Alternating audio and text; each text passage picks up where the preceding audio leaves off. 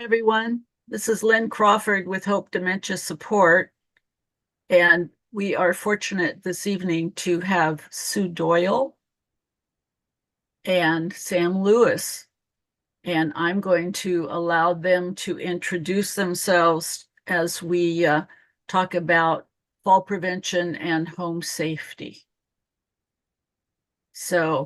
And they can tell you all about themselves. So Sue, we'll start with you. Ladies first. All right. So I'm Sue Doyle. I'm an occupational therapist. I have been for 43 years now, it is. And I especially in home mods for the last 7. So home modification, safety, fall prevention. And I just actually published a chapter in an OT textbook on home mods for acute care therapists. Sam. And I'm Sam Lewis. I'm a social worker, or community outreach coordinator, and care supervisor with Cowlitz Fire Rescue. We are one of the fire departments that serves North Clark County, Woodland, Ridgefield, and Little Center. Within that, we have our Community Assistance Referral and Education Service program, which is our CARES program. And we're going to talk a little bit about how that program kind of interacts with folks, our partnership with Area Agency on Aging and Disabilities of Southwest Washington, and kind of some of our fall prevention program and techniques that we use that are probably very similar to Sue's. And we'll talk a little bit about that kind of as we go. Welcome. Awesome. Thank you guys for being here. I just wanted to remind everyone that if you have questions, we'll hold them until the end. But you can put them in the Q&A or in the chat anytime you want. So with that, I'm going to disappear myself and leave it up to Sue and Sam. All right, my screen should have come up now. And it is. Good. So we're going to talk a little bit about creating dementia-friendly homes in terms of falls, but also some other activities. So just had some goals there. You'll be able to name 3 things to reduce falls, identify 3 things related to home decor to consider, and 3 changes in the bathroom or kitchen. And I think one of the reasons, falls are a big problem in seniors total, but one of the reasons to consider them when we're talking about people with dementia is that the risk is so much higher. In fact, 8 times higher, and 3 times more likely to suffer a hip fracture when they do fall than the general senior population. So it really is an important issue, because it's even harder when you have dementia to recover from a fall. Trying to remember precautions with the hip replacement, trying to think about moving, all of those components are just so much more difficult. And then what usually happens after serious falls is that people who have dementia that fall are more than 5 times likely to be institutionalized than another senior who falls.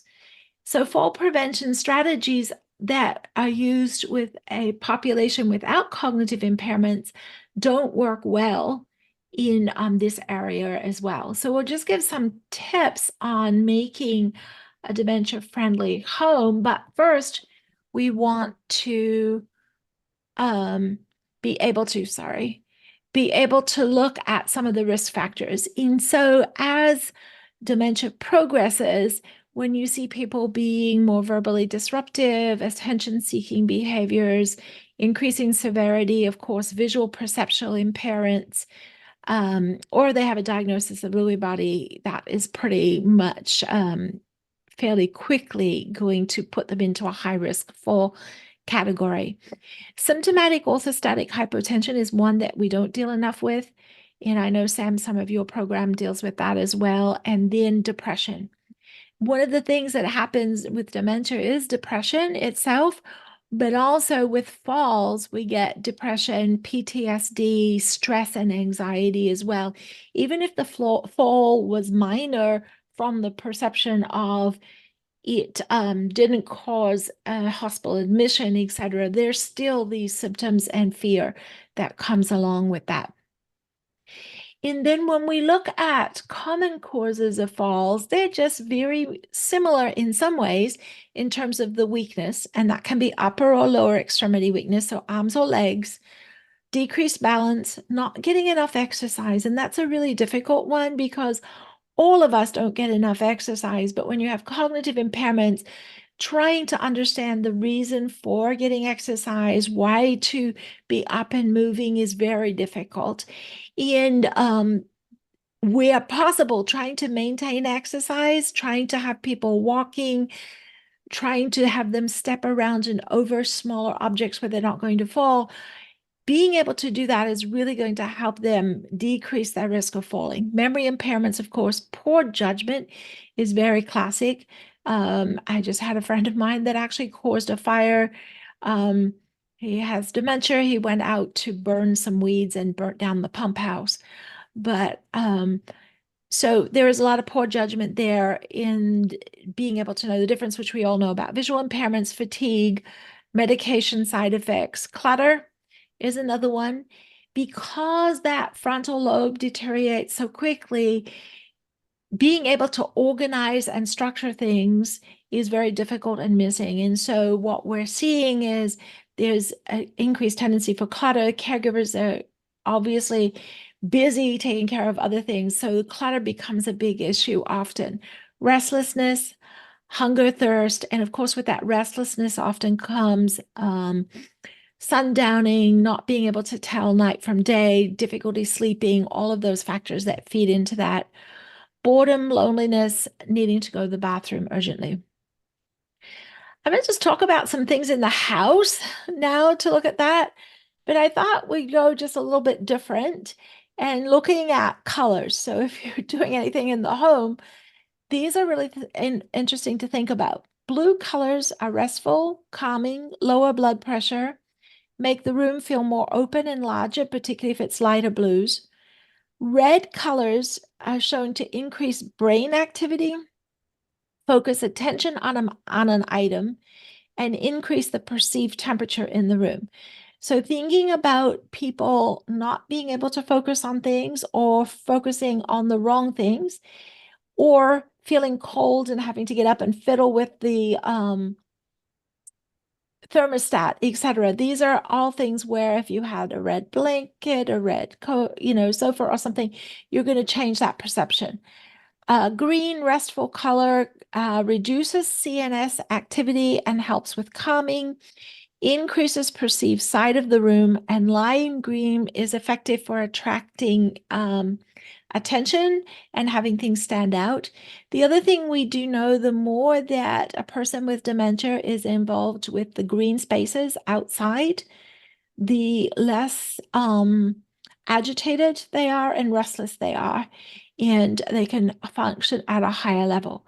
Pink can also be useful for persons exhibiting aggressive behaviors. Now we're going to see how to use these in falls as we go along. But here are just some ideas. This grab bar stands out more, gets attention. This green makes the white sink and stuff stand out. By the way, I don't recommend that shower, but that's just a picture we had. All right. So when we look at using color, we need to look at it to contrast or hide things. So this makes a difference for falls, because if the steps that people are supposed to pay attention to aren't obvious, if the carpeting is the same all the way down the steps, we're increasing the risk of falls. The other thing you can see in this is marking the edges down the hallway here, and then marking the change where it goes from one building to another. These make it easier for the person with dementia to know where they are and to follow along, and less likely to get confused and trip and fall as they're doing that. Makes them easier to locate any trip hazards that may be in the way. I would have put this on a rug out here a little more.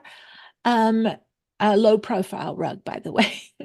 The other thing is things like locating doors, bathrooms, door to the bathroom, light switches. And we'll look a little bit more at that as we go on. But if it's something you want somebody to find without wandering around aimlessly, you want to have a contrasting color. If it's something you want to hide, then you want to have little or no contrast. And we can talk about that in terms of wandering a bit later on, and also getting into cabinets that we don't want people accessing. But having a different color along the edge here means that people are less likely to run into the wall or trip on the edge of the wall or kick on the doorways as they're coming out. Flooring, avoid checkered patterns, right? People with Parkinson's, those are helpful for gait, but people with dementia, they are not. Use block colors or solid colors. Use the same flooring color on floor that is the same level. And where it's you want them to keep going, you want it to be the same, but if the level changes, you want them to be aware of that. Or if you want them to stop at a certain area, we can put down like contrasting colors. So again, just simple things like having emergency numbers near the phone in large print if people have mild dementia and are living at home. A fixed landline is often easier.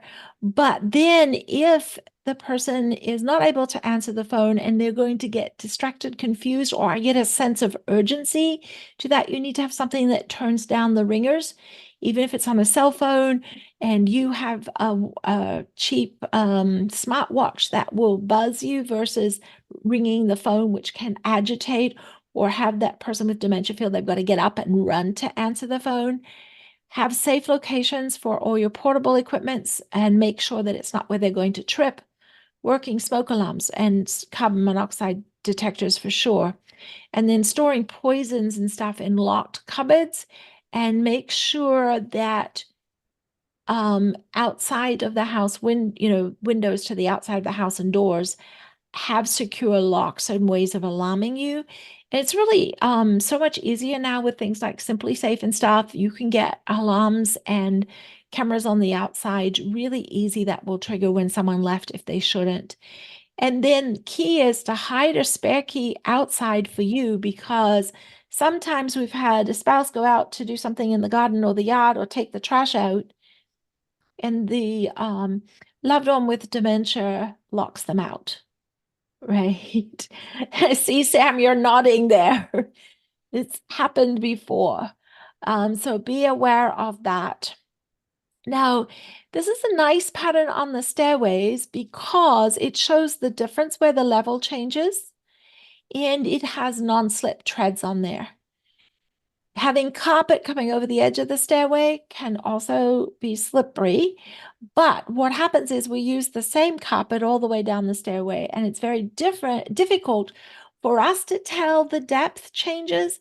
But when you have dementia and those visual perceptual skills are going, that is much more difficult as well. Place a gate on the steps if a person has balance problems so that they're not there. Baby gates can be used well for that. Then lock up medications. There are time dispensers if you're not there to support them that will only look at their set amount. Keep alcohol locked in the cabinet if you must have it in your house. It impairs confusion, balance, judgment, safety, and is high risk for falling. Monitor smoking if they're smoking, and remove matches and ashtrays, etc., from view so they don't get triggered to keep going out repeatedly for that cigarette. Clutter is a real big thing. And because that executive function, those higher levels of organizing and structuring items out there, they tend to build up this clutter. So again, keeping all the walkways free and clear, keep plastic bags out of reach, remove guns or weapons or have them stored in locked safes with a change in the password or how they're unlocked so that the person with dementia can't continue to access it. Lock up power tools. I had a gentleman with dementia who was a woodworker before and kept wanting to go out and work in the garage on his power tools. And that was definitely becoming very unsafe. Not only balance as he's getting out there, but standing there operating these electric tools, again, because vision, perception, judgment are all impaired. Those were all things to think about there. The other thing we don't think about much is houseplants that are poisonous. Being really careful about what you have in the home. I think plants are great. They also, again, have that green space, but you need to check to make sure they're not poisonous. It's not the first time we've seen someone try to eat one. The other thing is if your loved one has had access to the computer, make sure that anything that's important is stored behind a locked password protected area, because I have seen people go in and accidentally think that they need to check on their stocks, which was something they always did while they retired, or they needed to send an email, and in so doing have wiped the hard drive clean, which has a lot of important papers or documents stored on it. Use screening software to reduce time and access. It's online. There's a lot that you can do to do that, because people can be just focused on those repetitive games and that repetitive piece. Keep fish tanks out of reach, including their chemicals. We've heard a lot about that with what chemicals are not safe that are in the fish tank. So if anyone has those, remember to do that. Outside the home is important as well. So maintaining steps to be free of leaves, moss, ice, non-slip or textured treads, handrails on both sides. Mark the edges. Again, you can see the edges on both of these are marked with either bright taping or reflective taping. If consider installing a ramp, obviously. If you need a wheelchair or use a walker, that's where you're wanting to go. But for someone who's still walking, you need to make the steps very clear so that they can tell those. Restrict access to swimming pools. Secure grills. This is one people don't think of a lot. And if a gentleman has been used to grilling every Sunday or some of those things, thinking about making sure that temptation's away, where they cannot stop that in an unsafe situation. Of course, use of extension cords is a big one. And some of these things, it's really important to start early once you've got the diagnosis so that people can learn some of the other adaptations. So the sooner we start, the better, actually. And so for all of us to be using some of these because we don't know what's coming is actually not necessarily a bad thing. But there are so many remote controlled lamp options now, so many of those voice activated options that you could have lots of choices without running extension cords. And also barring off the outlets from plugs.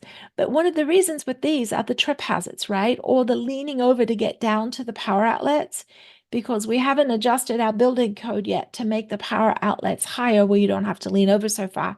And then the person will easily lose their balance. Use red tape around floor vents, radiators, or other heating devices so that it makes a barrier. So the person then doesn't want to cross over it, or at least is aware of staying a distance away from it so they're not touching it. The opportunity for them to fall on it is less. Adequate lighting in all rooms, hallways, and steps.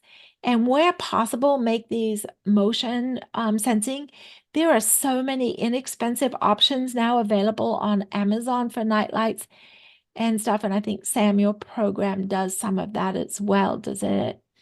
And even LED chains now that are really inexpensive that you can put along hallways that are motion detecting and battery operating.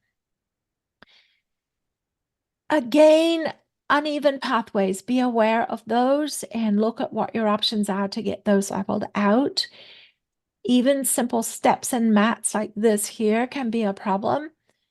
And so needing to look at that. The other thing here, if you noticed, I wouldn't keep this cluttered. I would have this an open space right near the door here.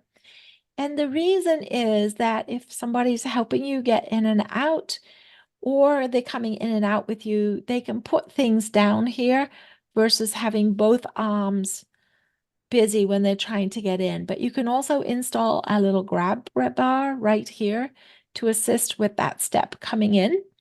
And that's really helpful with that. Again, improve the lighting outside. Not that you want people going outside at night, but sometimes you do come in when it's later at night or when it's dark, particularly in our winter area, it's dark and wet, right? And we're coming in late at night or going out early for appointments. making sure that there's adequate lighting around this area and preferably motion detecting lighting. The other thing is putting up a no soliciting sign so that the person doesn't feel like they have to rush to answer their door knock from someone who's going to be presenting them with something that makes them vulnerable, right? I don't know about you guys, but around here lately, we've had these pest control people wanting people to sign up on contracts at every month payments. Window cleaning people, the same thing. Landscaping people, the same thing. So we must be in a neighborhood where they think that we want all of that. All right. So now kitchen. Again, remove the scatter rugs and foam pads. If you have very low profile rugs, looking at using rug tape to make sure those corners stay down.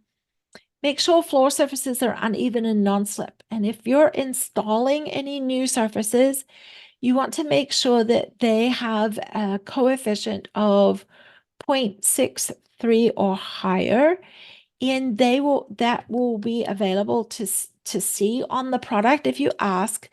The other way to tell is sometimes you will see someone say this is ADA compliant. Now, ADA doesn't apply to the home at all, but that ADA compliance will allow you to look at the non-slip factor with it there. There are ways to shut off the stove. So there's these little stove shutoffs that plug in behind. And if the stove has been going too long, nothing's been happening there, it can be set to be turned off. The same with the microwave.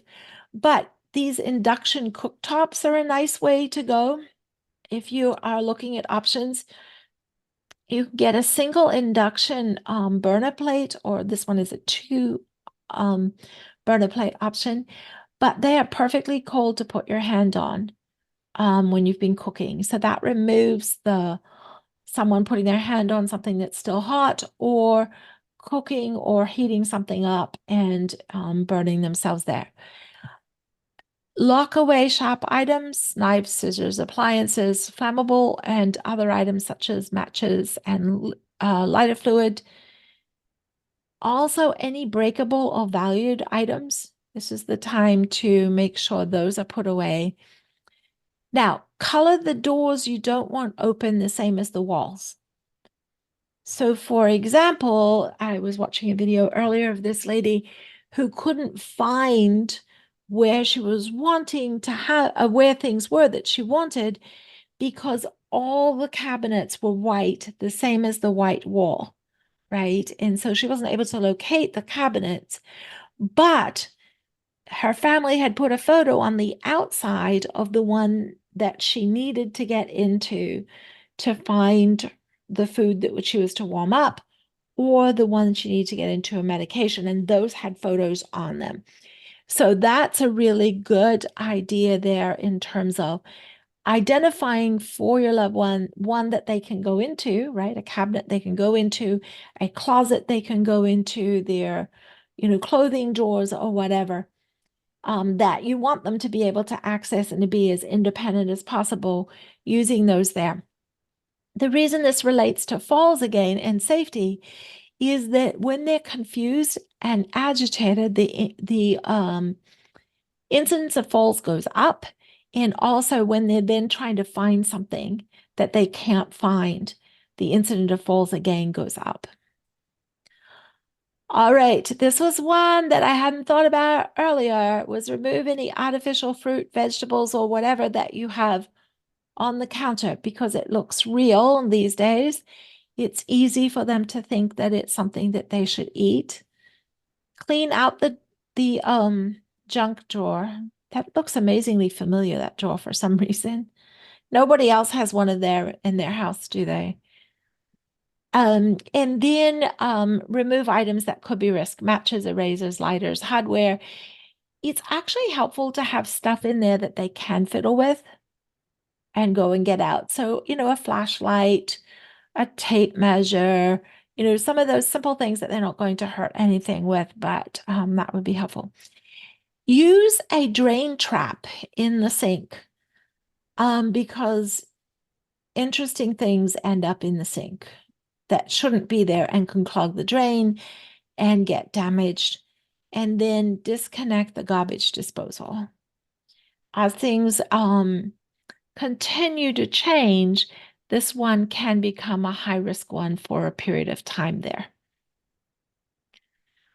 All right, when we're looking at eating, blue or red colored plates offer contrast to the food. So thinking about when you're putting food on a plate, like this one over here, is very hard to see the food, and particularly if you're having visual issues. It's much easier to see the white mashed potatoes here. I'm thinking it's mashed potatoes, maybe it's rice, beside the meat on this plate. And red plates may stimulate the appetite, but again, be aware of what you're putting on here. It's contrast, because if you're putting spaghetti on a red plate with lots of spaghetti sauce, there's not much contrast there, and that's going to be difficult for them to find the end of it. The goal is to increase your food intake. Studies show using larger plates in contrasting color.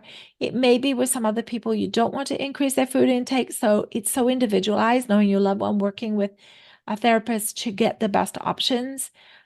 Use tables and furniture with rounded corners, because when or if they fall, those sharp corners are going to be the things that are going to do the damage. In the bathrooms, again, this is where making changes early in the disease process is important. Roll-in showers with non-slip flooring is the ideal. Wet room is a great idea, and this one on the right is actually a wet room. It's really interesting because this piece here is a shower cover, but it's actually just half, and it allows the caregiver to still assist and help without the water going all the way across the floor. Be really careful with using dark colors, though. I know this is a darker color flooring here, but it can actually be seen as a whole if it's too dark. Like a black is often viewed as a whole, and that can be scary or frightening, particularly if you're trying to walk someone in to take a shower or wheel someone in to take a shower. Matte finishes are really important, because if you have shiny finishes, and this is where finishes on wood flooring can be a problem if they're that shiny finish, because then the loved one with dementia feels like that there's water there. And so then they start doing unusual gait or trying to avoid it and going into areas where they're at risk for falls. The same with flecks on the flooring or small patterns that are perceived as dirt, and they bend over to try and pick them up or try to kick it and lose balance again. I've seen that happen before.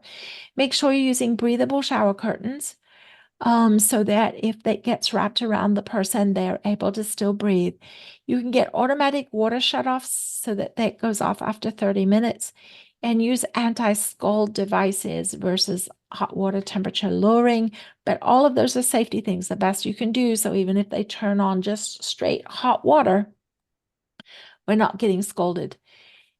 Due to memory concerns, focus on familiar fixtures. I think I meant fixtures there.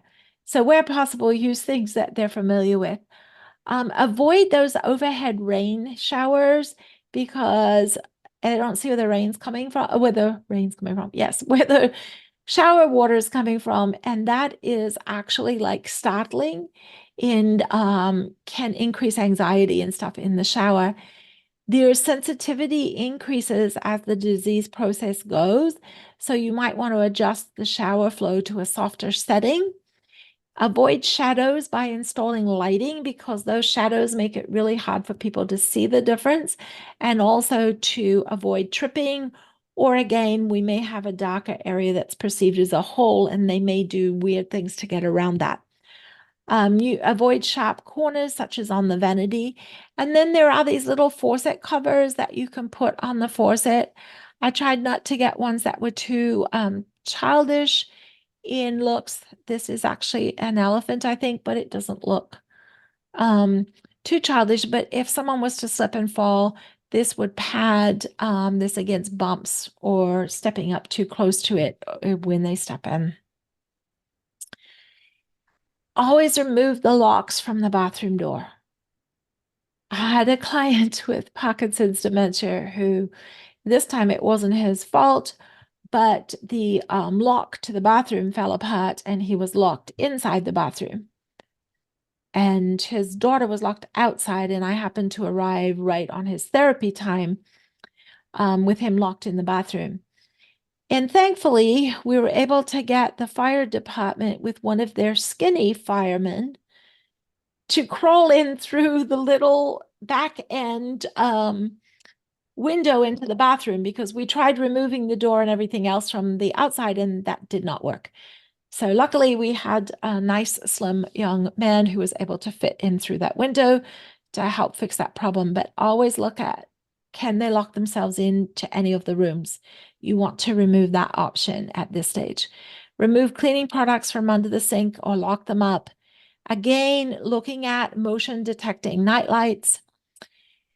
So disco colors can be a little disconcerting if it's fluctuating all the time, though some people can like it. But this is just a cheap gimmick off Amazon. In fact, I got my first one at a one of those Christmas parties where people take all the junk they don't want anymore, right? And it was a gag gift. And it was actually really helpful because it illuminates the toilet bowl at night. It is motion detecting. And for men, it gives them a place to aim. And so this is really helpful at night. And then again, remove any small electrical appliances that they may be at risk of using. One of the other things that's really helpful is to change out the toilet seat for one that's colored, because it will contrast and show up, right? And the same with like a shower seat or things that you're wanting them to use for safety.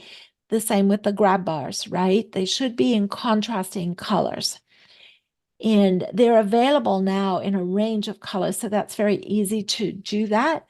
But particularly for someone with dementia, if you have a bar that blends in or looks like something that shouldn't be there, like from the hospital or something, it's less likely to get used than if it's a colored one that's contrasting. There are also some nice shower towel racks that are grab bars now. And I have many clients who say, I never use the towel rack. I wouldn't ever do that. But I go into the bathroom and the towel rack is loose. So somebody is using the towel rack as a grab bar. So replacing those is going to be helpful because they are not meant to take weight beyond that of a towel, and they will pull out of the drywall very easily. And there's a great resource here. I can give Lynn the handouts and you can have those. But this one's a great one from the UK on dementia-friendly bathrooms, and they also have one on bedrooms.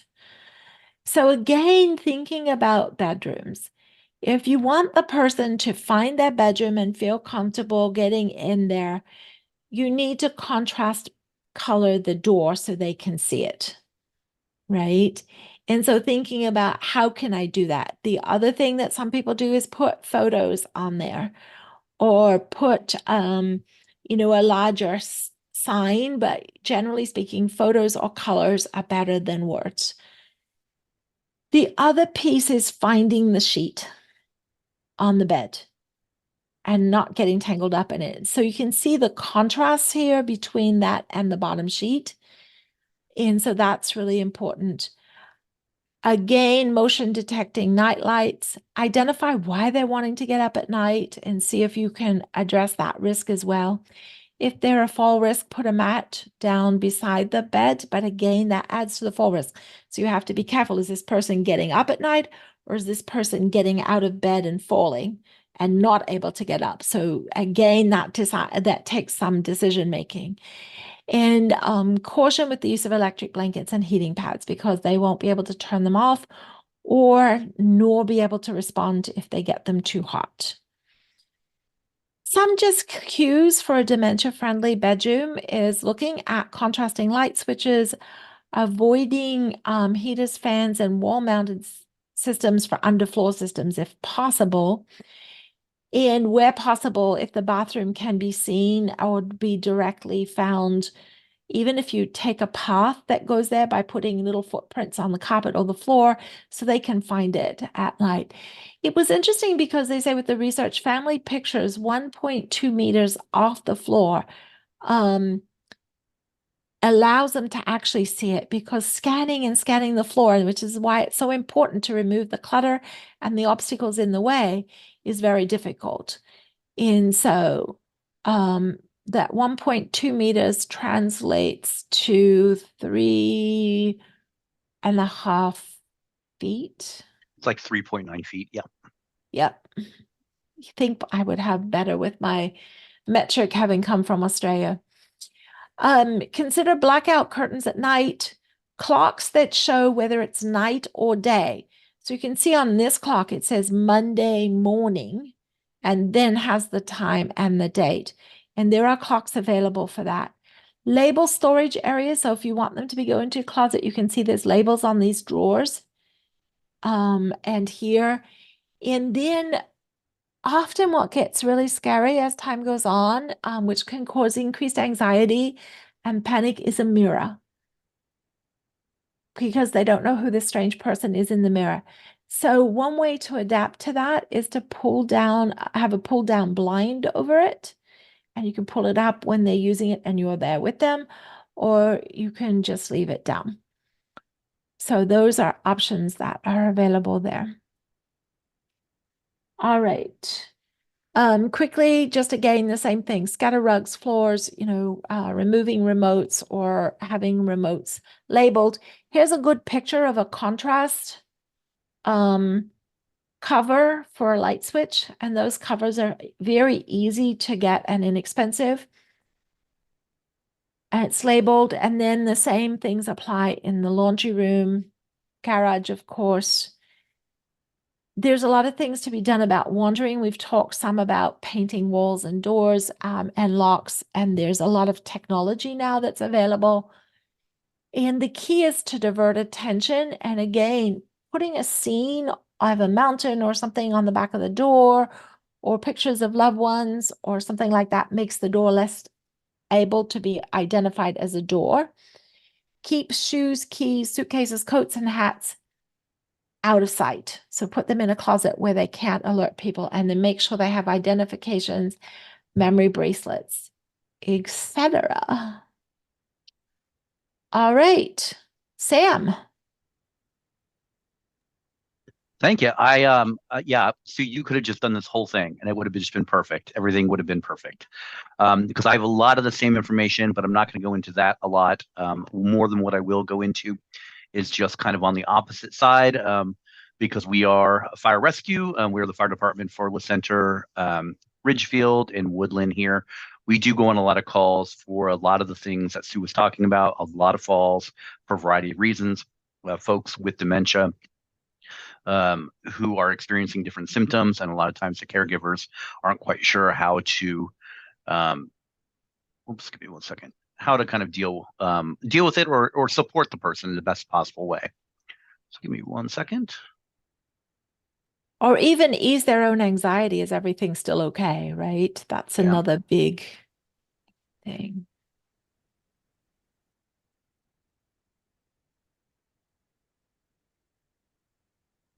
All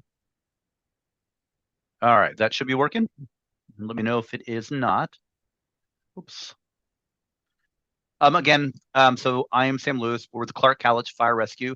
I run the Community Assistance Referral and Education Service Program, and part of what we're going to talk about is our Falls Environmental Risk Reduction Program. But I'm going to go into kind of all of our programs just to kind of really understand kind of where we're coming from and what we do when we go into folks' homes and how we get there. Again, a lot of what Sue's already talked about, we recommend all of it. But sometimes folks struggle with getting there or getting even parts of those done, either because of cost, expense, there might be resource limited, they might just not have the support or the people to actually help them do that also. So some of this is where we really come in and look at things more of a holistic approach. I know she talked about hypotension earlier, so that may be something we'll go into along with medication and a variety of other things with folks experiencing kind of falls and or dementia and so forth. So looking then really about CCFR and Cowlitz Fire Rescue, we're really looking at three different things that we're talking about. Emergency services, those are those typical things that you call 911, EMS, fire truck, an ambulance, all show up and assist in whatever way possible, whether it be having a firefighter slip through a window, and Sue, that I could not have done that. Or open a door when they need to be. We also have two different kind of our CARES programs. One of them's an acute co-response crisis response, and one of them's a referral and follow-up model. And we'll talk a little bit about that and kind of see how it kind of combines. Real quick, again, emergency services. Typically, teams are made up of firefighters, EMTs, firefighter, paramedics, the emergent fire rescue EMS response. Right now, we are serving the cities of Ridgefield, La Center, and Woodland, so approximately 100 square miles, and this is just for our fire district. There are several fire districts in the area, especially in Clark and Cowlitz County. So you just get to know which one is yours. Is really going to be the most important part of that. When we're talking about our programs, we are under the umbrella of our community risk reduction services.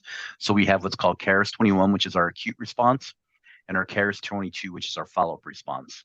Again, we get referrals. Our programs are referral based, so we get referrals in a variety of different ways from our operation crews, from fire and dispatch. We also work with Fire District 3, as well as a few in all the police departments. For our follow-up program, we work both with Camas-Washougal Fire Department as well as our own fire department. We work with both hospitals in the area, the Area Agency on Aging and Disability, other fire and EMS agencies that are around our pathways, Accountable, Community of Health, and some self-directed community referrals and so forth. So real quick with our behavioral health co-response program, although it doesn't necessarily tie into falls, but we do respond folks with dementia who might be having a behavioral health episode, even though dementia is typically more of a medical issue at the time, they may be experiencing something else in a more behavioral health way. So at that point, our team will include a community paramedic, and we also contract with CMAR for one of our mental health professional. So they'll respond alongside an EMS response or per a law enforcement request at the time of the incidents for mental health and social crisis events. At that point, let's say we may be able to give resources and so forth at that point to whoever is struggling, and depending on what's going on. We don't transport, unfortunately, independently, but we will work to divert all emergency services if the incident is deemed to be non-emergent, and work with identify and utilize other more appropriate resources. So if folks don't need to go to the hospital, we'll do our best not to get them to a hospital, but we'll make sure they get to the where they need to be to actually get them help. We can respond to the city of Ridgefield, La Center, Woodland, and Battleground, as well as other areas in ours, and Fire District 3's Fire District. Again, as I said, most people don't know fire district boundaries. So it is important just to find out kind of who is in your, who would respond if you were to call. Our dispatching right now, we can be requested by any one of our crews or the police, but most of the time we are self-dispatching ourselves to all calls related to behavioral health. And again, you can see kind of when our team is available. We are 10 to 10 Monday through Saturday. This is probably what we're going to talk about more, because this is really what ties in some of our fall programs, and this is our community assistance referral and education service program. So basically, this is our larger CARES model. And this team is actually a paramedic, a social worker, a nurse, and an environmental falls risk reduction specialist. So there are a couple different teams that have, they all pretty much do the same thing, but with specialty in all different areas, whether it be nursing, social work, paramedicine, or fall risk reduction. We don't typically respond to emergency incidents, but we'll follow up with patients that are in need of longer-term care, medical support, social support, fall prevention, environmental risk reduction.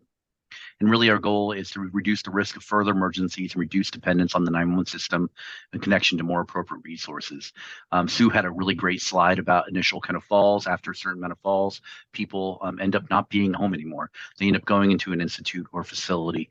And I think I may have to steal that one from you, Sue, one day, because I think that really states really what we're trying to reduce, because we've seen that. We've seen people fall multiple times, and unfortunately, the last time they do, the idea and their want of living independently at home all of a sudden is out of their, they don't have that choice anymore. And we want to make sure people have that choice and are able to do that in age and place if they are wanting to. And again, we provide really vulnerable individuals with connection to social, medical, and environmental support and services. And we will go out of our way to find those support and find those services. Again, as I said before, we help intervene with people who need social support, long-term medical care, or assistance with home safety. The goal, keeping people, making sure the right resources are there, keeping them out of the 911 system, and if possible, keeping them out of the hospital medical system. Our referrals to our team right now are currently made by our operation crews, our firefighters, paramedics at Cowlitz Fire Rescue, as well as Camas with Schuylkill Fire Department. Even though we're on exact opposite sides of town, they're also able to refer to us just due to some of the grants that we have. And some of our contracted agencies also can directly refer to us, such as the Area Agency on Aging and Disabilities, Legacy Salmon Creek, Peace Health Southwest, the Southwest Accountable Community of Health, SWATCH, and other local fire districts are able to refer to us if needed. But again, because we are not a huge team serving all of Clark County, we do our best. And then this team will, depending on where the referral is, we can serve all of Clark County.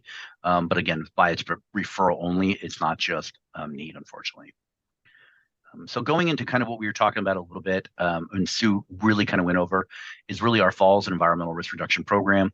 It's really the arm of our CARES program. And again, under the CARES umbrella, we do a lot of variety of different things. This is just one of those things we'll do on a visit or holistically with everything else. The goal of this, though, is really to reduce fall risk and address environmental hazards in the home. So all those things that we can do, whether it be the rugs that Sue talked about, whether it be the clutter, some of those, we are going to try to go and help and assist whatever ways we can. We may not be able to remodel a bathroom, but we're able to put grab bars up and so forth, and we'll talk a little bit about that. Currently, that program is being funded through the Area Agency on Aging and Disabilities, but the larger CARES program is a braided funding model that includes funding from our ACH, hospitals, fire districts, and so forth. So we really are a braided fund. We use all those funds because, again, most agencies have one goal. They go in there, they can only do one thing because that's all they're paid for. Luckily enough, we're able to go into a home and really look at a variety of different things that we're able to do with folks. And again, the Falls program does not function separately from our CARES program, but it does require some specific different reporting just due to the way we're funded. So that's why we sort of have it called something a little bit differently.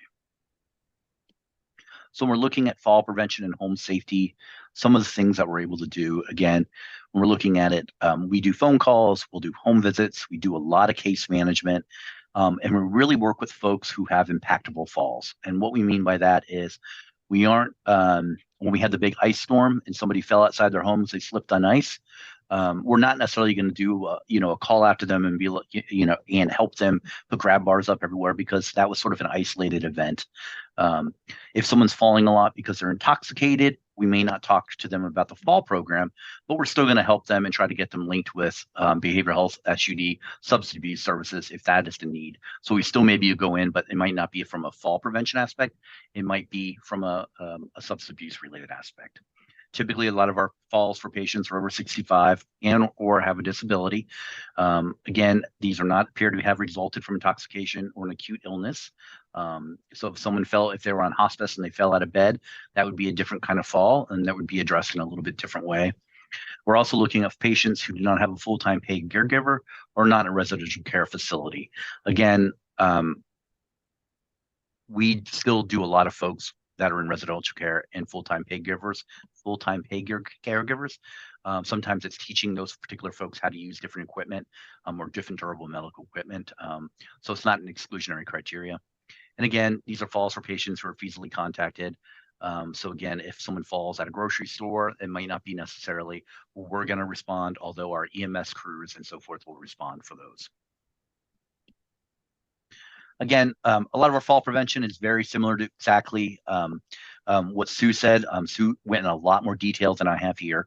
I just put some of the kind of the big ones down, again, like removing trip hazards, remove or tape down any rugs. We bought a bunch of double-sided tape, so we go in someone's house and they don't want to get rid of their rug, we will tape that rug down.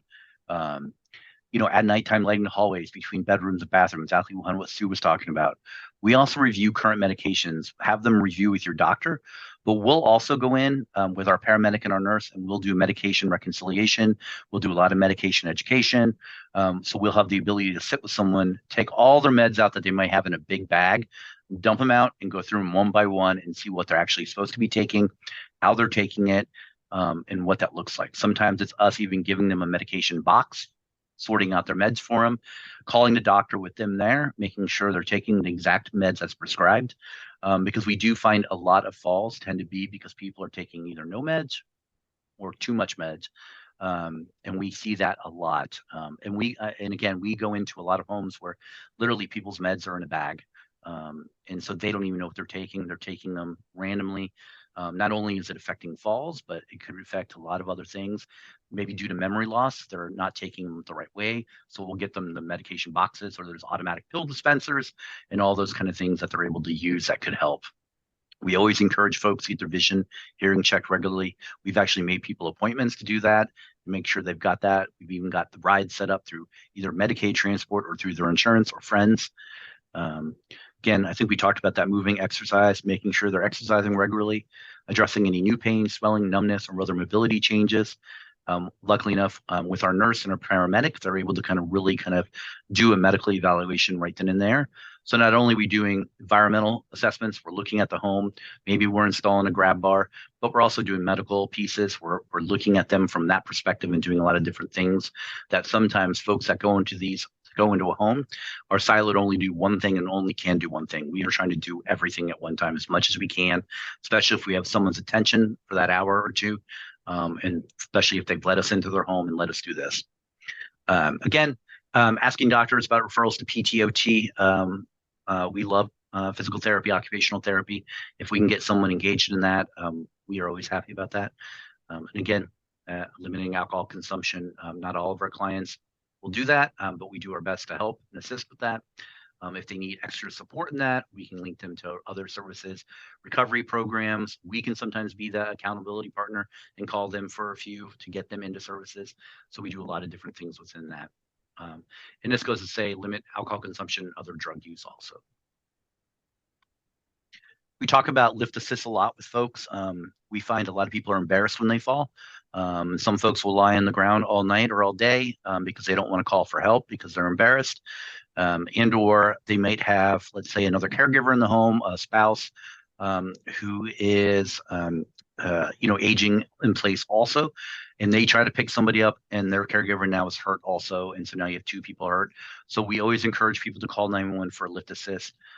We want to make sure that they are understand as a fire department that's something we do, and we encourage it. We'd rather see them pick up without injury than either get injured lying there more than they have to, and or having a spouse and caregiver pick them up and actually hurt themselves also. We do always, hopefully go see follow-up care through an ED or doctor, especially if they're on blood thinners. We'll always try to get them to go, especially even if they don't believe they sustained an injury. We always talk to people again about kind of the way they used to do things versus the way they do things or the way they need to do things now. Part of that is slowing down and standing up. We do a stand up with 3 points of contact for something solid and wait for at least 10 seconds before you start walking. We find a lot of folks that maybe this is a brand new thing for them. Maybe the loss of balance is new. And so they're always, all their life, they're get-goer, or they were an athlete, or they were always active. And now they don't have that same mobility and motion. So we really try to normalize the aging process, especially with some of these things to prevent falls. And as a fire agency, we're really doing it from a fire EMS point of view, to where, we're trying to convince people that to do that because of injury and so forth, where sometimes other folks go in, they just wanted to slow down, especially other family members are yelling at them, telling them to stop, slow down. And some people aren't, ready there yet, or they're not there yet to do that. We talked about sitting down to pick something off the floor, or moving everything off a low shelf and putting it in like a medium or like a shelf, a level shelf, just to make sure that they're able to do that. We also talk about, we get into the nitty gritty of like bowel movements and stuff, and to really talking to people about not making sure that they're not bearing down, and afterwards really taking a break. We talk about really our EMS crews go in a lot of bathrooms and pick people up because they fainted, and they're wedged now between the toilet and the bathtub, and they're hurt and they're sore. So we really want to work on that because, again, it's not something a lot of people talk about, but because we have the nurse, we have the paramedic, we have the EMS crew there, we can talk about those kind of things. And again, we all talk about assisted devices that are in good working order for the mobility level. And that means four-wheel walkers, canes, wheelchairs, other wheelchairs. If folks don't have those, we work with insurance companies, we work with donation centers, we work to go get those for folks if they need it. Before we got on the meeting, we were just talking about we were working with a gentleman who had fallen several times out of his electric chair. It's because the electric lift chair, was very old, was a little crickety, a little slippery, but we were actually working with another family. They donated a brand new chair to us. We were able to get that moved over to him. And because it was quite a good sized chair, we ended up having to take his door off the hinges just to get then, and then put the door back on. But we were able to get him a brand new chair and hopefully prevent some of those falls in the future. But it's something very simple like that, that again took a little elbow grease, but we were able to get done. One good thing, again, we're fire. So along with the program and our senior home safety special inspection, we also do a lot of fire safety, hazard mitigation. We do a lot of referral follow-up and advocacy also. So we always recommend all the things that Sue talked about. We'll recommend all of that. But on top of that, we'll also do a lot of home safety and fire safety. So we talk about people checking the smoke alarms monthly, placing batteries. We have a stash of smoke detectors that we have in our vehicle. If someone needs one, we'll install one for free. Because I don't want anyone else getting on a ladder and installing them on the roofs. We're able to do that for them. If they have hardwire ones, it gets a little trickier, but we'll try to figure out kind of different ways of getting those done, or we'll have our fire marshals and our crews go do those if they're in our district. Again, we also plan and practice home fire escape plans. We talk to people if they have one, especially with folks with dementia. We talk to their caregivers in the home because a lot of people might not know kind of where to go or understand kind of how that may work for someone with dementia. We talk about ABC fire extinguishers, what to do, how to use them. We talk about repairing loose flooring, add railings to interior, exterior stairways. I think Stu showed a picture earlier of the house that she would like this to be a perfect place on the outside of the door to put a grab bar. Those are perfect ones. We've done a lot of those on the outside where we've installed them. Again, you don't need to be a contractor to install a grab bar. We don't necessarily install them in a bathroom with tile and all that where construction may be needed, but we can install a simple one into beams and into those kind of things. Again, bathroom surfaces, adding traction to those, installing grab bars inside shower, installing next to the toilet if possible, getting a raised toilet seat. I think that's the next one. Getting a raised toilet seat. Also, we've been able to, get shower chairs for folks and different kind of things depending on what their need is, especially for the ones that can't afford an entire shower revamp. The one shower I know that Sue showed in there. Again, if we can get that for every single one of our clients, that would be ideal. But unfortunately, some of our folks just can't do it and are living in situations that don't fit that, such as a trailer or a mobile home and so forth. Again, we talked about the cords, walkways. We talked about that. We talked about space heaters. We find a lot of folks have a lot of clutter and maybe using space heaters because they are cold a lot. We talk a lot about taking things off of stoves, but we do it from a fire perspective, which a lot of times folks will let us move more, especially if they're very connected to their stuff. They're more likely to let us move their stuff if we go from a fire angle, even if it's just creating a walkway and a pathway and creating some barriers between that and fire. We always talk about folks keeping emergency information posted on your fridge in case EMS is called. We actually have a medication sheet or a medical sheet that we'll fill out with folks and post it on the fridge. We'll also talk about things like a POLST, a physician's order of life-saving treatment, which is like kind of like a DNR, do not resuscitate form, and what they need and what they want, because we really want to make sure people's wants are respected and so forth. Again, making sure they have access to call 911 if they ever need to. If someone in the moment, we talk about the medication or dementia, medication, car keys, sharp object, care keys. It should be car keys. Sorry about that. Sharp object, all those, keep those away and keep those hidden. Closets and cabinets, keep things within easy reach. No really things that are high, no things that are really low. Sure, each room has adequate lighting, flashlight, for emergency lighting. Organizing and storing medications appropriately. Again, we cannot reiterate that one enough. We try not to have people keep all their meds in a bag, especially if they're old, expired meds, and they're still keeping them and still taking them. So we really want to encourage whoever it is, go through meds, go through what they should be doing with the doctor. Just call the doctor, get a med list, and make sure they're only taking the ones they should be doing.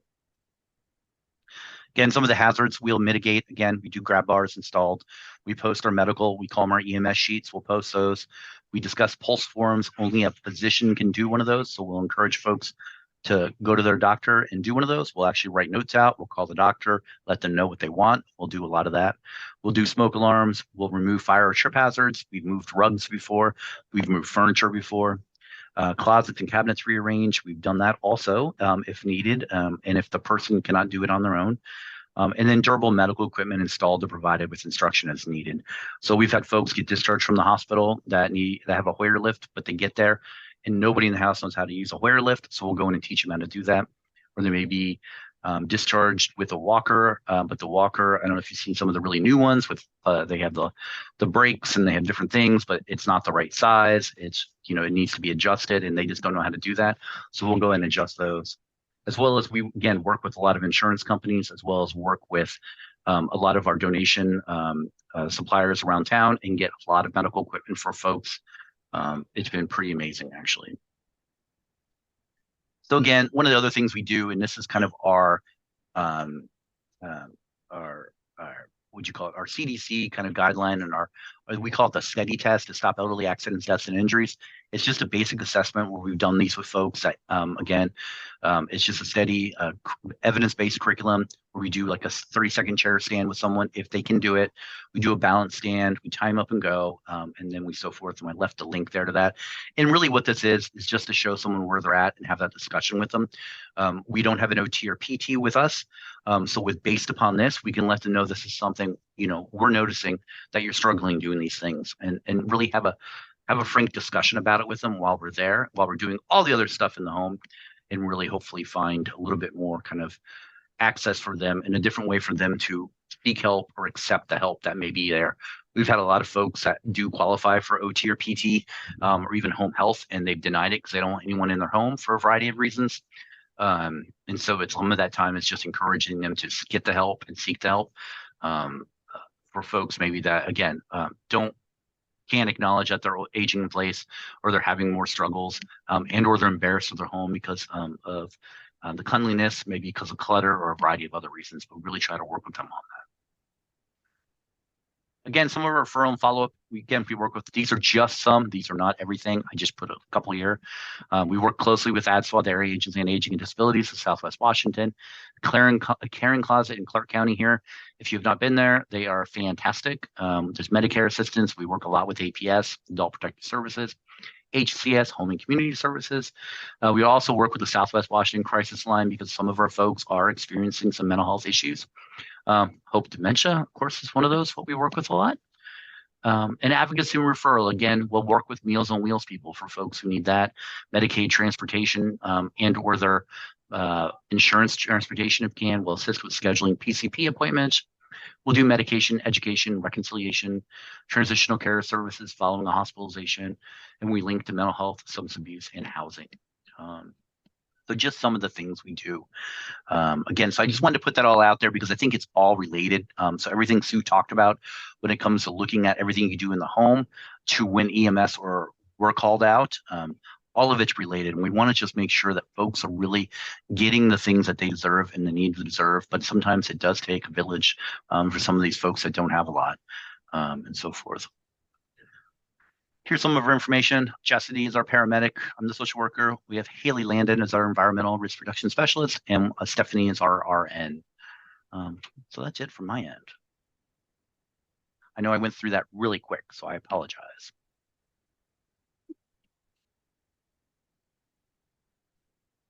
Okay, well, as you might expect, I have questions for you.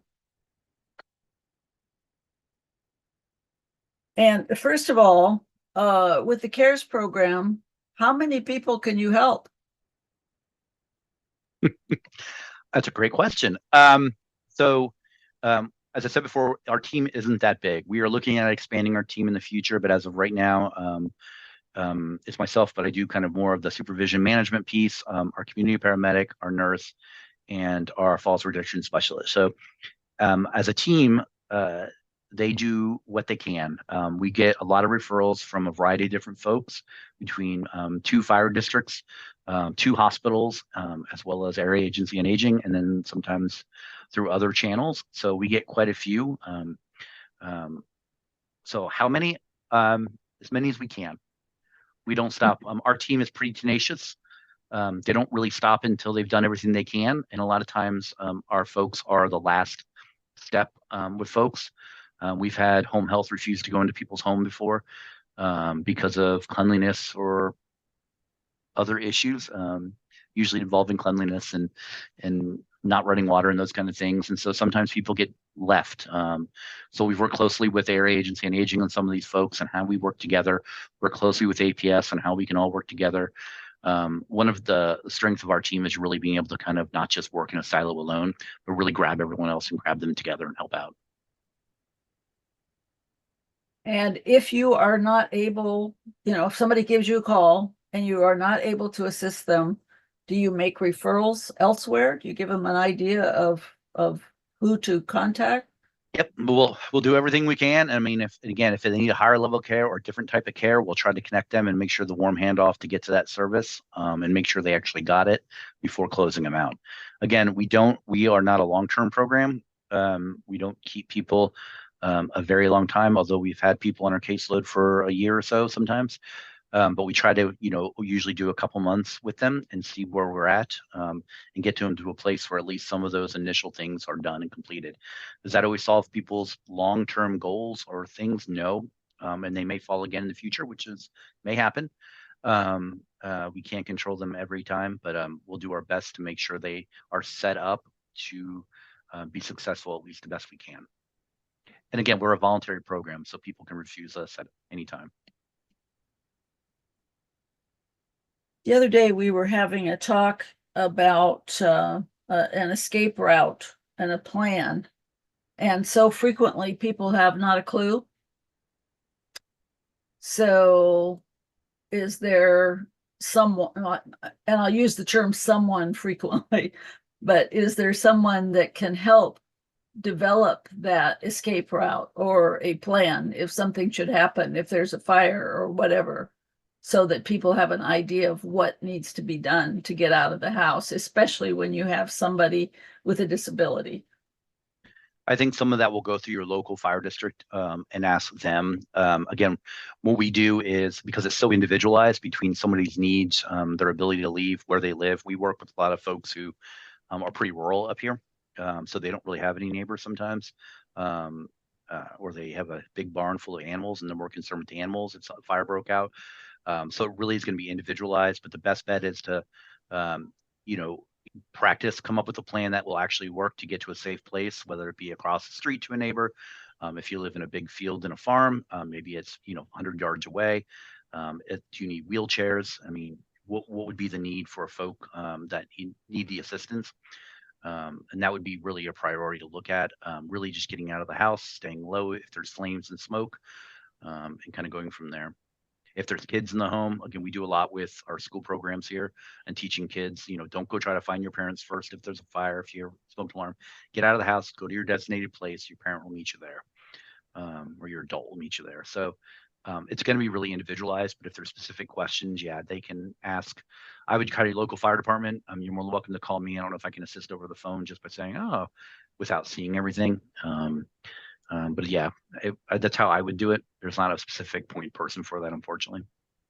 So as occupational therapists, we should be preparing disaster planning thing with all of our clients, particularly when we give them equipment. And we should also be not only identifying the local fire department, but also evacuation sites and emergency things to make sure their equipment can come, or their emotional support animal or service animal. So all of those things should be part of the occupational therapy treatment plan when we give people that equipment. I love that, Sue. I love it. Yeah, I have a whole education module I just put together for therapists, but I do have a piece on emergency planning for people with dementia, what to have in your kits, what to have where, what checklists to have. And how would we access something like that? I guess I could do another presentation with the list on it.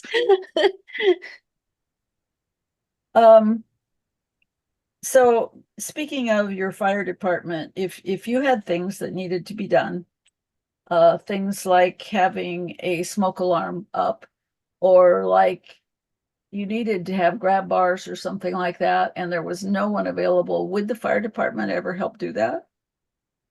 Um, I'm going to say yes, but I say that with caution because I don't want to speak for all fire departments and all fire districts. We have for Clark Cowlitz Fire Rescue, we've done really well of making that a priority if someone needs fire alarms installed, or if someone has a chirping alarm they can't reach, or something that between our fire marshals, between our CARES program, and between our crews, we've done a really good job of getting those done. The grab bars and those kind of things will typically go through our department and typically are referral based. So if it's someone that our crews have been out on, and notice, they can refer over to us directly, and or if it's the area agency or the hospitals know someone that is going to be discharged home and need kind of a housing assessment, or a home assessment, not a housing assessment, but a home assessment or safety assessment, they can refer to us also. That's probably our biggest, I won't say drawback, but our biggest thing with our program when we do presentations like this is because we are referral based upon certain agencies that are contracted agencies, that it gets a little kind of iffy. I'd like to promise that for everyone, but I can't do that just because of bandwidth and so forth. So if you do need those kind of things, like especially the smoke alarms, follow up with your local fire district. They should have someone to do it. They're supposed to, but we have noticed it's not as consistent with every department, unfortunately. So, because you're referral based and there's a lot more people than what get referred to you, who would you approach if you needed kind of urgently to have those grab bars placed? Things like that.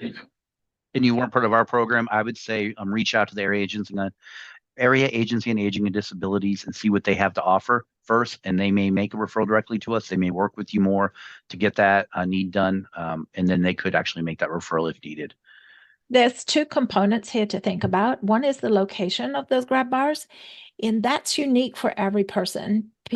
Contractors say, I'll put it in for the ADA, but in fact, we know that the ADA recommendations around the toilet actually increase the fall risk. So I think getting a good assessment to make sure where we're placing the grab bars is really helpful. The other thing is that I found once those are identified and we looked at the length and the positioning, I've worked with a couple of handymen that are licensed and bonded that work with my realtors. And those are good people to call to get in there. But they, again, need to know that this is what they're installing. And the reason that we're suggesting this location is very specific to that client, because ADA requirements do not apply to the home. I say it's like hospital socks. One size fits everybody, but nobody really. Yeah, and I think that brings up a great point, Sue. Again, we're not contractors. I just want to put that out that we are not contractors. If it needs to be kind of, I don't want to say professionally installed, because we think we do a good job. But we, again, will try to do our best to find the right place for someone based upon what we know, not based upon any kind of OT or PT assessment, or any kind of that. We do it based upon guidelines, the individual height, kind of where, where the cross members are. If we go into a bathroom and it's just all drywall, we're not going to install one in that. If it's tile, we're not going to do that. We do our beam, our finders and all those kind of things, because we won't install in things that we know may get ripped out or whatnot.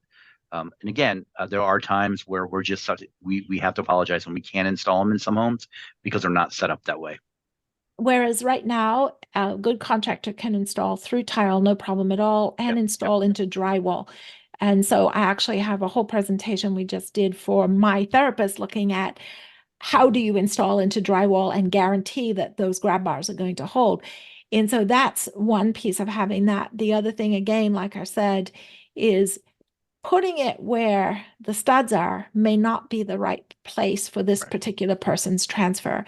And so, and then the other thing is sometimes putting a grab bar in actually gets in the way.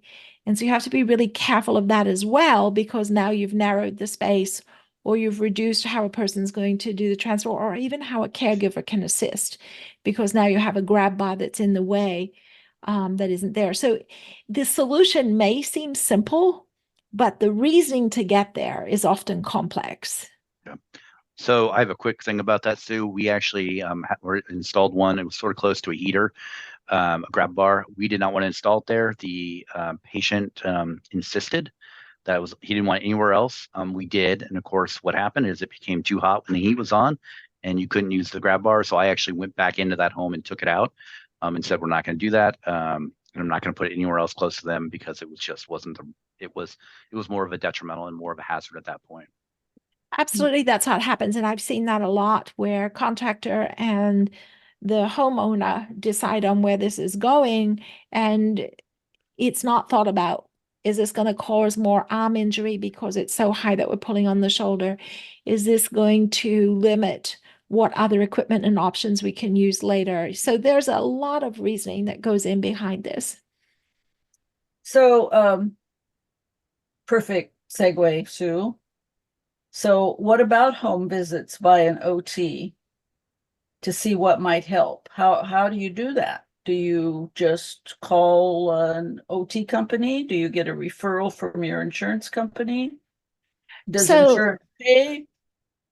So with Medicare, you actually, if you have straight Medicare, you don't need a referral. You can call up, but we will contact the physician because there's part of the team and they need to be aware because we may also notice something else. Medicare does require them to sign the plan of care and stuff. So that is there, but covered under Medicare, no problem at all. And at the moment, Medicare is also covering telehealth for OT, and that's been extended to 2026. So there are options available. The key is you can either contact someone who supplies OT, and it doesn't need to be home health. And that's a big thing. People think because we have mobile therapists that go around now that are doing outpatient. And so you don't have to qualify for home health to get that kind of service. That is covered. Okay. And then the resources such as grab bar installation, ramps, other equipment. Are there resources available? Because some of this stuff, especially the ramps, that's really pretty expensive. Yeah, so there are options, and Sam and I talked about this earlier in the Cowlitz County area. There's definitely a nonprofit. There are a couple of nonprofits that will do that local, but there's also now some fundraising group options that will allow you to fundraise for this, where they have a special coach and owner, angel donors, so to help get installed with what you're looking for. I think the last ramp I put in was $2,500 for equipment, for the materials. And Love Inc. put it in without any charge for us, but that was going up 26 inches. So it was a 26-foot ramp plus the decking and the railing and all of that. So it really depends on the needs. And then sometimes if you're looking at 24 inches or more, sometimes I come up with a different alternative to a ramp because you have to think about the fatigue level. You have to think about the space. You have to think about what it does to access for everybody else. So there are outdoor platform lifts that can be installed for that same price almost as well, that may work. So again, it depends on the person's needs and where they're at. And the nonprofit you're talking about is Love Inc. Is that That's how? Love Inc. is the one we've used to install that, not the fundraising one. The fundraising group that will help you raise money to do that, I'm just finding their card because I get it mixed up altogether, is Help Hope Live. Help Hope Live? Yes. And it's just helphopelive.org. And they do like a GoFundMe with you, but they are specifically for projects like this. And they actually provide support and someone who will coach you and work you through this and figure out how to actually raise that money. And like I said, they have a group of angel donors that will also support that. Is that local? It is actually based, they're all countrywide, and it is based, let me just pull it up again. They're based in Pennsylvania. Pennsylvania Is the main office, but they're nationwide. Okay. So Sam, does it help to use Smart 911 and set that up in case of an emergency? I'm not sure exactly what smart 911. I know there's different things on phones and different settings you could do on a variety of different things that calls 911 automatically. There's a lot of life assists like the pendant and the bracelets and different things they can press that'll automatically trigger a 911 call or an EMS call. There's a variety of different life assist or assist devices out there that have different plans. Some of them are paid by Medicaid, Medicare. Some are paid by insurance. Some are funded or paid. You have to like a monthly fee. We always recommend those. I think they're great. Some of the new like iWatches and those kind of things have some fall technology. I've heard okay things about it. I know it's been pretty good in some of the car wrecks we've been on. The individual falls, it's kind of hit or miss, I've noticed. And we always say if they don't have that, at least if they have a cell phone, have the cell phone around them, they can program in different numbers. They can program 911. Some are emergency only phones also for folks that shouldn't be calling a lot of people. So there's different ways of doing that depending on people's resources and access to them and what they're willing to take and get. Definitely for falls, though, I always tell people call for a lift assist. Better safe than sorry. And in terms of SPAT 911, I noticed that a lot of places in Washington, like Seattle Community Assisted Response Engagement Care Department, is recommending SMART 911 because it provides more information immediately regarding the family and options. So that would be something I would think to look into. So Yeah. what happens if there's a lot of falls in the home, meaning falling frequently? Who should a That's not a- caregiver reach? Yeah, who should a caregiver reach out to? Sometimes there is a fear that the person might be removed from the home. Definitely. I think both OT, PT, and SAM are all going to be needed. I would also start just with, primary care, rule out anything medical because there could be other things going on. It could be medication. There could be something else medical going on. I would always want to rule that out, especially if it's an increased amount of falls lately. If it's just a chronic thing that's sort of condition because they keep on slipping on the same carpet. But if it's just continued weakness or continued, feigning, sitting up when they stand up, or if it's something else, I would really get the medical evaluation first just to rule out anything that may be going on. And then there always is that fear. We so many folks who don't want to leave their home and are so afraid of leaving their home and going to a doctor because of that. So a lot of that, again, is going to take really supportive family, supportive friends, supportive EMS when they get there, and so forth. So if we have something that occurs in Vancouver where your team is not, what do we do? Well, hopefully Vancouver, if you called 911, hopefully Vancouver Fire has checked them out and did what they need to do. They may be transported to the hospital. They may not be. If they go to a hospital and the hospital decides they need different care or another level of care, hospitals can refer to us. If they are already involved with the Area Agency on Aging, they may be able to refer to us. And then at that point, we can go into Vancouver for those kind of things. But we, again, as I said before, unfortunately, because we're referral based, we can't just respond to everyone. I wish we could, but we don't have the capacity for that. And because of the way we're funded to do that, we try to serve as many people as we can. And a lot of times it's folks who really don't have that support system at home or have those other resources. Do you see a time when Vancouver may replicate the care system? So right now, as our program, so we are the first model. Our CARES program has been around for about 4 years now. Right. It started with myself and a community paramedic. We have just started working with Cowlitz Fire Department now with their folks and their crews because of a SWATCH, the Southwest Accountable Community of Health grant that they received from them. So we're looking also at another fire district that are hiring for a community paramedic now. That'll also be on our team. That will also expand into a couple different cities. So we are expanding. We're hoping to make it a Clark County regional program. But again, with that takes a lot of both not just funding, but it's a different approach to EMS and fire that we're working with all the fire chiefs on to understand really the importance of what we do, because we're not your traditional EMS fire. Right. We still need those guys. We need We need all the funding we can to continue to support EMS and fire. But we are definitely a little bit unique. Yeah, and So, that's where if the fire isn't able to help, that's where working with the physician and getting referrals to OT and PT. Yes. And maybe one day even our program will have a PT or OT. I don't know. OT. One day. OT. OT. Okay. Just OT. all right, we're very close to the end, and thank you very much. I have a comment that you need to hear. Outstanding, very comprehensive, excellent presenters, excellent points. Thank you, Hope, more than I can say.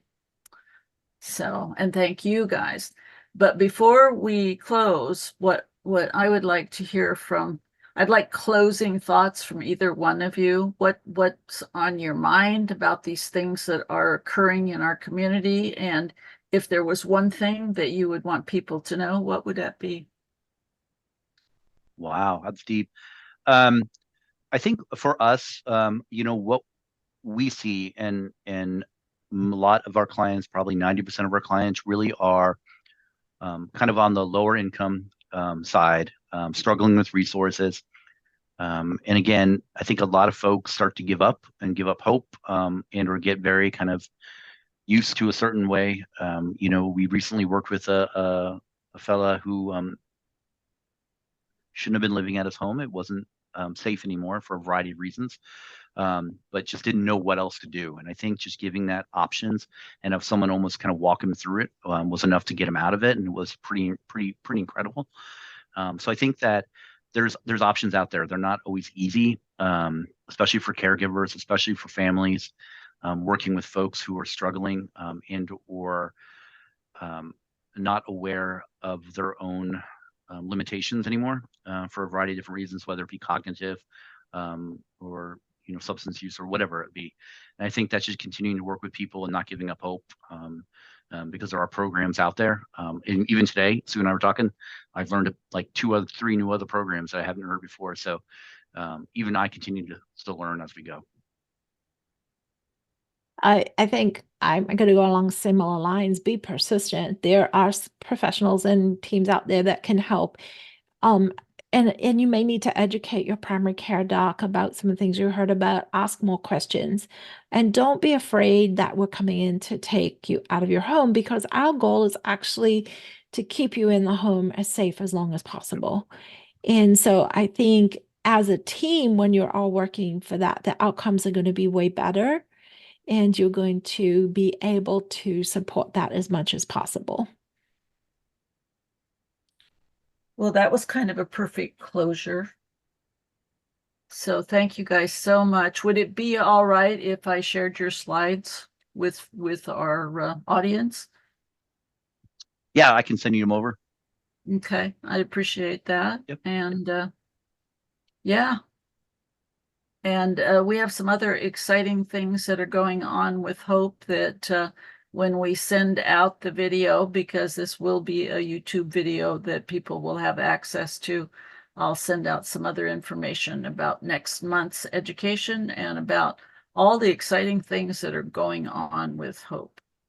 So, Sue, Sam, thank you so much. Thank you all. I appreciate it. Thank you. Bye-bye. Bye.